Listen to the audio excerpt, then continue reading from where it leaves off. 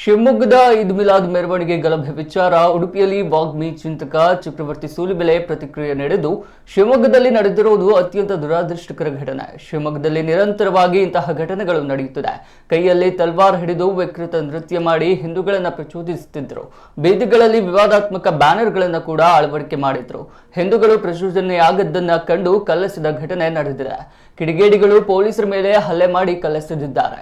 ಈ ಘಟನೆಯಲ್ಲಿ ತಪ್ಪಿತಸ್ಥರು ಯಾರು ಎಂಬುದು ಗಮನಕ್ಕೆ ಬಂದಿದೆ ಎಂದಿದ್ದಾರೆ. ಅಖಂಡ ಭಾರತ ಮತ್ತೆ ಆಗುವುದಾದ್ರೆ ಅದು ಪ್ರಧಾನಿ ನರೇಂದ್ರ ಮೋದಿ ಕಾಲದಲ್ಲಿ. ಪಿಒಕೆಯಲ್ಲಿ ಮುಸಲ್ಮಾನರೇ ನಮ್ಮನ್ನ ಭಾರತಕ್ಕೆ ಸೇರಿಸಿ ಎಂದು ಒತ್ತಾಯ ಮಾಡುತ್ತಿದ್ದಾರೆ. ಪಾಕಿಸ್ತಾನ ಭಿಕಾರಿಯಾಗಿದೆ ಎಂಬ ಪ್ರಕ್ರಿಯೆಯನ್ನ ಅರ್ಥ ಮಾಡಿಕೊಂಡಿದ್ದಾರೆ. ಶಿವಮೊಗ್ಗದಲ್ಲಿ ದಾಂಧಲೆಗೆ ಸಿದ್ಧರಾಗಿದ್ದರು ಎಂದು ಎಸ್ಪಿ ಅವರೇ ಹೇಳಿಕೆ ಕೊಟ್ಟಿದ್ದಾರೆ. ಇಟ್ಟಿಗೆ, ಆಯುಧ, ತಲ್ವಾರ್ ಬೇರೆ ಸ್ಥಳದಿಂದ ವಾಹನಗಳಿಗೆ ಬಂದಿದ್ದವು. ಇದೊಂದು ಪೂರ್ವ ನಿಯೋಜಿತ ಕೃತ್ಯ ಎಂದು ನನಗೆ ಅನಿಸುತ್ತದೆ ಎಂದವರು ಹೇಳಿದ್ದಾರೆ.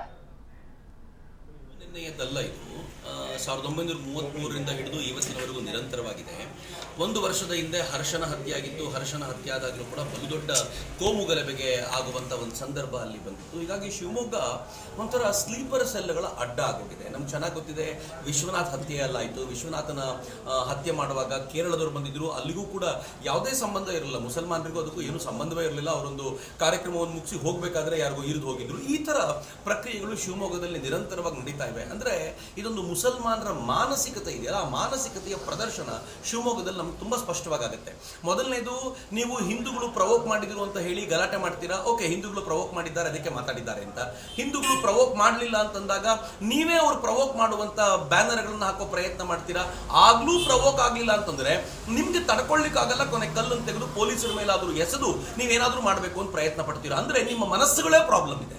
ಮುಸಲ್ಮಾನರಲ್ಲಿರುವಂತಹ ಹಿರಿಯರು ಯಾರು ಅನ್ಕೊಳ್ತಾರೋ ಅವರು ತಮ್ಮ ತರುಣ ಪೀಳಿಗೆಯನ್ನ ಕಂಟ್ರೋಲಿಗೆ ತಗೊಳ್ಳಿಲ್ಲ ಅಂತಂದ್ರೆ ಆ ಮನಸ್ಸುಗಳು ಇಡೀ ಸ್ವಸ್ಥವಾಗಿರುವಂತ ಭಾರತವನ್ನ ಹಾಳು ಮಾಡುತ್ತೆ ಅಂತ ಯಾರು ಗೃಹ ಸಚಿವರು ಇರ್ತಾರೋ ಅವರು ತಮ್ಮ ಸರ್ಕಾರದಲ್ಲಿರುವಂಥ ಈ ಪೊಲೀಸರನ್ನ ಅವರು ಕಾಪಾಡುವಂಥ ಪ್ರಯತ್ನ ಮಾಡಬೇಕು. ಆದರೆ ಪೂರ್ಣ ಪ್ರಮಾಣದಲ್ಲಿ ಗಲಾಟೆ ನಡೆದಿರೋದು. ದಯವಿಟ್ಟು ಇದನ್ನ ಹಿಂದೂ ಮುಸ್ಲಿಂ ಗಲಾಟೆ ಅಂತ ನೀವು ತರುವಂಥ ಪ್ರಯತ್ನ ಮಾಡಬೇಡಿ.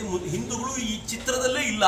ಹಿಂದೂಗಳು ಚಿತ್ರದಲ್ಲಿಲ್ಲ ಅನ್ನೋ ಕೋಪಕ್ಕೋಸ್ಕರವೇ ಅವರು ಹಿಂದೂಗಳ ಮನೆ ಮೇಲೆ ದಾಳಿ ಮಾಡಿದ್ರು, ಹಿಂದೂಗಳ ಅಂಗಡಿ ಮುಂಗಟ್ಟುಗಳನ್ನು ಹೊಡೆಯುವಂಥ ಪ್ರಯತ್ನ ಮಾಡಿದ್ರು, ಅಲ್ಲಿ ನಿಲ್ಲಿಸಿದಂಥ ಗಾಡಿಗಳ ಮೇಲೆ ದಾಳಿ ಮಾಡಿದ್ರು.